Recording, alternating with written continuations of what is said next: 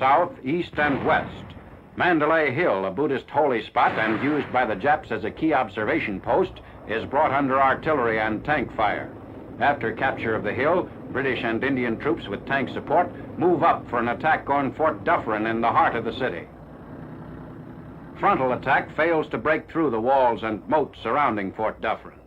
British big guns are brought up to breach the 30-foot walls, which are blasted with 100-pound shells from 4.5-inch howitzers.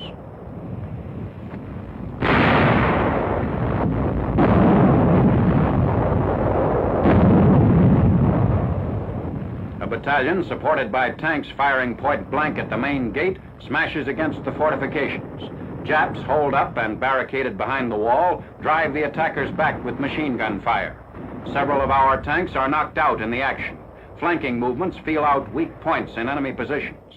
The last remaining center of Jap resistance in Mandalay, the fort is fanatically defended in a 12-day siege.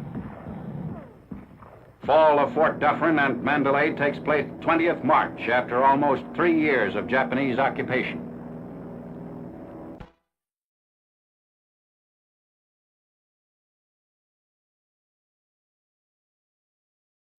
Additional films on the capture of Mandalay.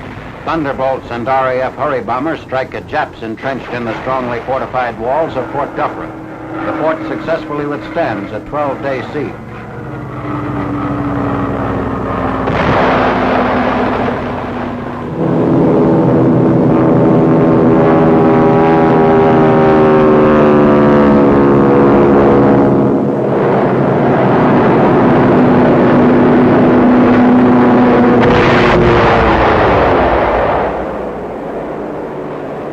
From an observation post on nearby Mandalay Hill, officers watch the progress of the siege. 6-inch howitzers pound the north wall.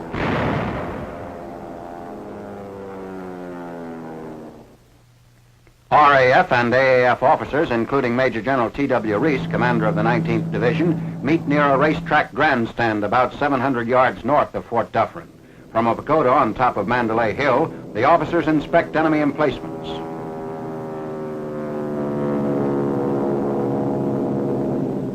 B-25s of the 10th U.S. Air Force are brought in with 2,000-pound delayed action bombs. Coming in at low level, the B-25s blast holes in the walls, opening up the way for tanks and infantry.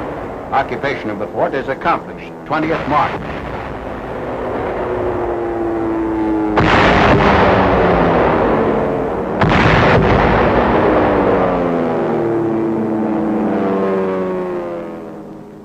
Shortly after the capture of Mandalay, Lord Louis Mountbatten, accompanied by Air Marshal Sir Keith Park and Major General H.H. Fuller, arrives on an inspection tour of the city.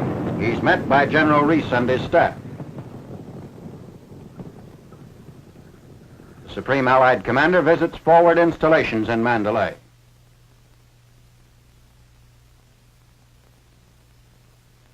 Lord Mountbatten and his party drive to Fort Dufferin. They pass through an opening in the 30-foot thick wall.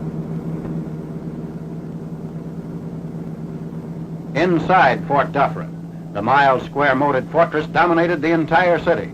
Its ancient palace was destroyed by the Japs. The Supreme Allied Commander inspects Jap equipment captured when the fort fell to the Allies. Although the fort was not defended with heavy artillery pieces, its excellent strategic position, impenetrable walls, and the moat surrounding it made the emplacement one of the most stubbornly defended areas in the Burma campaign.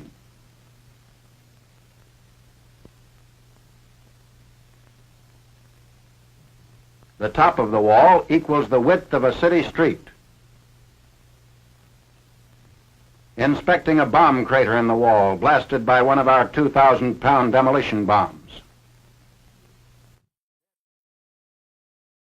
Ordered to defend the fort with suicidal resistance, many Japs escaped under cover of darkness.